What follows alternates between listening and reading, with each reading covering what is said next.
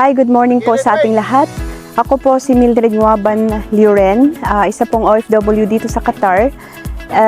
Gusto ko pong magpasalamat sa lahat ng mga dumalo sa katatapos na kaganapan ngayong araw na to.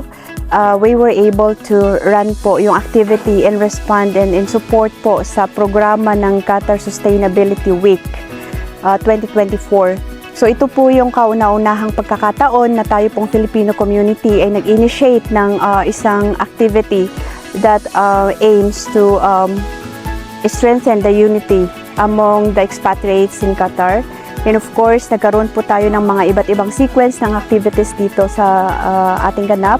And we have concluded it with a beach cleanup. So maraming salamat po sa lahat-lahat ng mga organizations na dumalo dito, lalong-lalo na sa pamunuan ng SGBI and GLQ na ito yung mga organization na nangunguna sa programa na to. And sa sangay ng Eagles, maraming salamat po. Sa mga regional organizations, thank you very much. And lalong-lalo na po sa kumakatawan sa Qatar Volunteers. So, meron pa po tayong mga iba't ibang mga community services and we encourage po ang participation ng bawat isa. Lahat po ng initiative ng bawat isa, we are here to support. So, magsabi lamang po, tawagin niyo lamang po kami and we'll be there. Maraming salamat po.